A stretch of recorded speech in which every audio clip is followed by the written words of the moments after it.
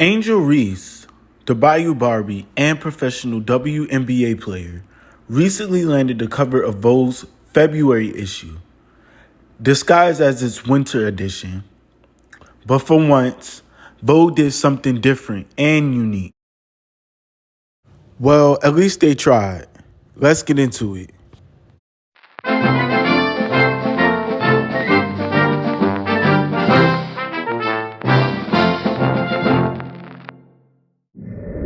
Now, after considering various critiques of this cover, I'm kinda pleased with the styling, especially since this is the first time Angel Reese has been showcased through the lens of high-end fashion photography, and I guess you can say elite industry styling.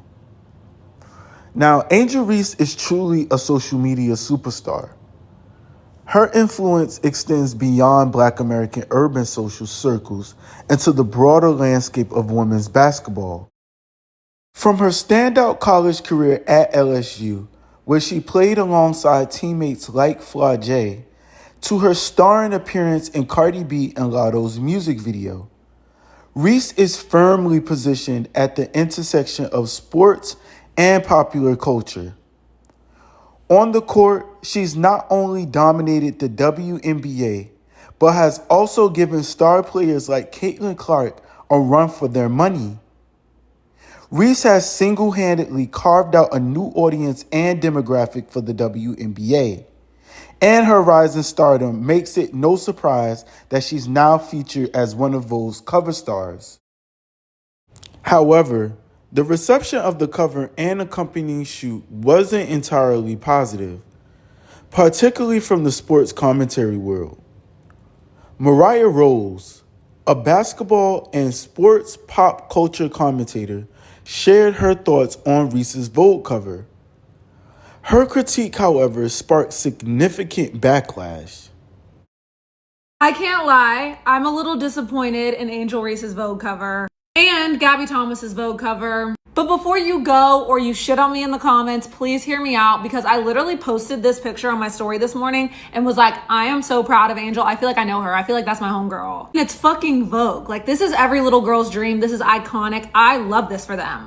Then I thought about it, and I don't want to be so, oh my gosh, I'm so happy for Angel. I'm so happy a WNBA player is on the cover of Vogue, that I'm not like, that's motherfucking Angel Reese. That's motherfucking Gabby Thomas, an Olympic gold medalist, an icon. I have a full video up on her. Angel Reese is a beautiful girl, and she looks beautiful in these photos. And I'm no photographer, no creative director, no stylist, but I just feel like these styling choices, these backgrounds, and this lighting didn't do my girl justice. This is my favorite photo from the whole shoot. Like, she looks ethereal here. And Angel is only 22 and she's a cool girl, a hot girl. Like, I wanted to see her in some more fun styling choices and some more fun poses. Same for Gabby. She's absolutely gorgeous. And I just feel like these photos aren't doing her justice. This is my favorite photo from Gabby's shoot. I love this lighting. I love the background of the sky. It looks like she's getting ready to take off and sprint, but she's in this fun little number. And I like this one because I love the hair. She looks amazing. I mean, her body T. But there's a lot of like off-guard shots.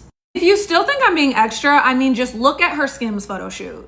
Why are these photos so much better than the Vogue photos?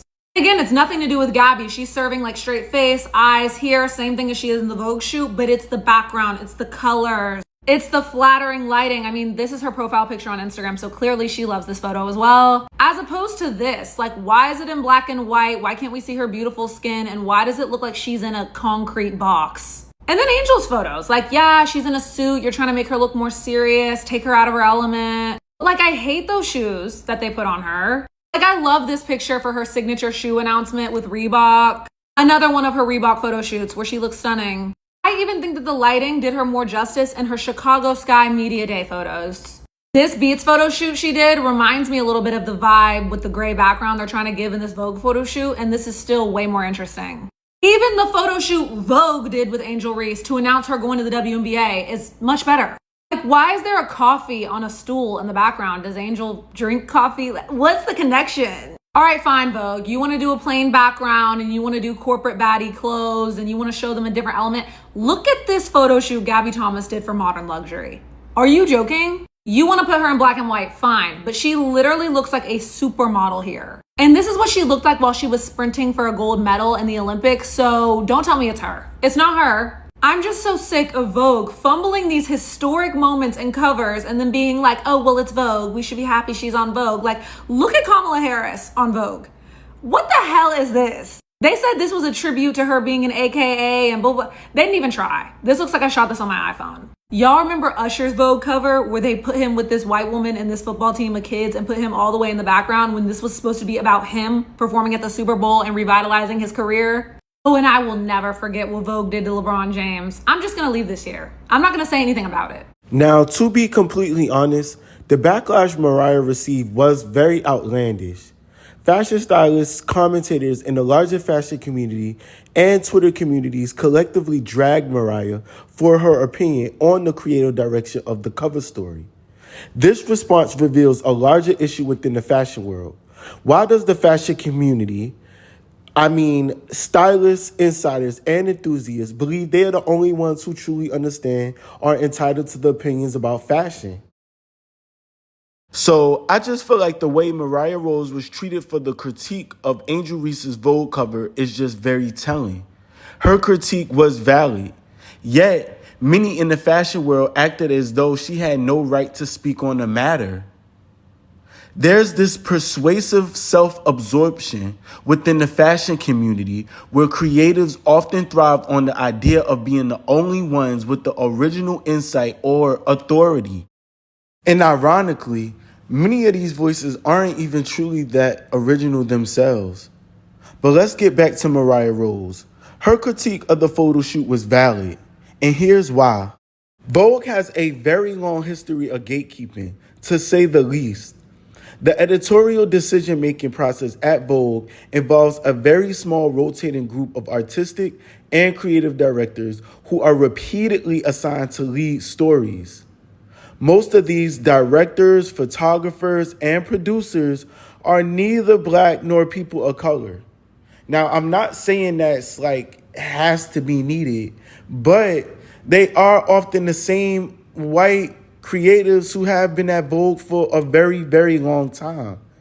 Now, while the editor-in-chief approves the final look and aesthetic, the lack of diversity in leadership often results in predictable and uninspired creative choices. Now, this brings up the ongoing reliance on studio-esque photography for Vogue US covers. It feels like a default aesthetic at this point. A safe choice that just reflects a creative stagnation within the magazine's culture.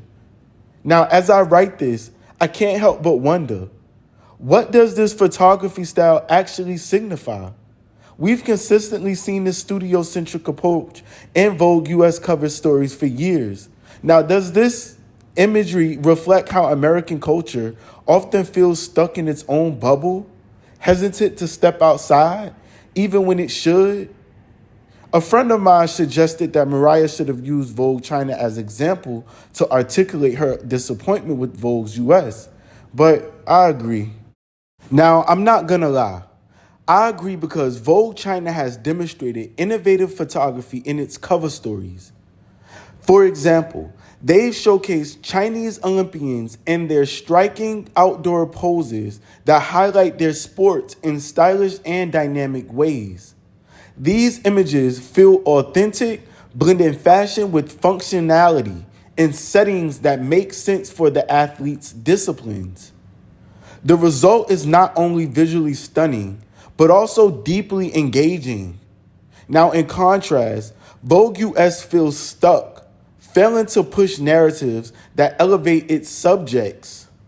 The studio-based formula is tired. It's time to go outside, literally and creatively.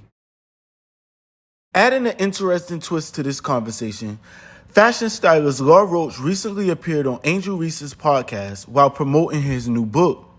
During the episode, he gave Reese some real thoughtful advice about her fashion choices and what he hopes to see from her now that she's a rising sports superstar.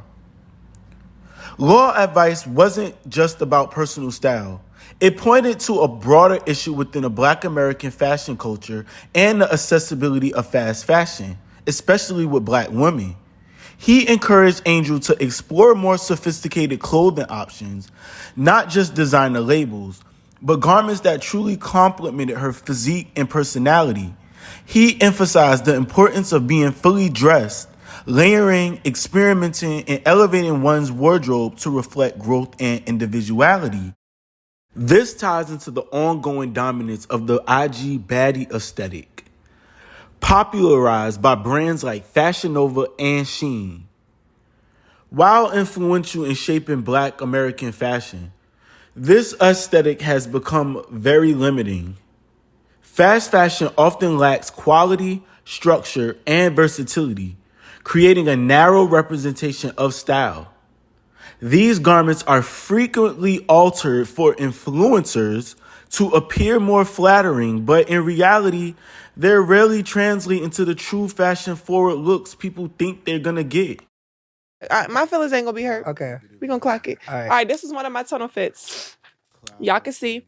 This is a vintage Michael Jordan, and then I just did some boots, and so yeah, just clock it. No, I like this a lot. What would you add? What would you take away? I don't think I would take away nothing because I like how you kind of giving like the kind of like cool nerdy girl. Okay. That was what you was going for. Yeah, Cool nerdy. I like this. Okay. Cute. Okay, We got a good one there. Period. I like that one. Okay. Here's another one. This one was I was bringing the jorts back. I brought jorts back the whole season, so that was one of my jorts moments. What you think? Which I need to add? What I would take away? I don't like this one. Okay.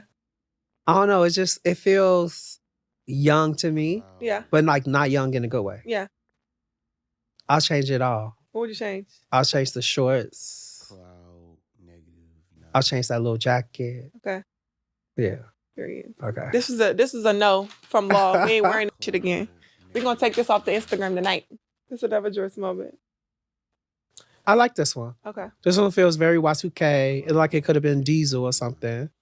I like this one a lot. London, I think. I like this one. Yeah. Yeah, I like this one a lot. I wouldn't change anything. This is one of my cuter. This is what clueless looks. It's cute. Cute. No, I love it. Not too much. I love it. Demure. Mindful. Perfect. Okay. All right. This is my last one.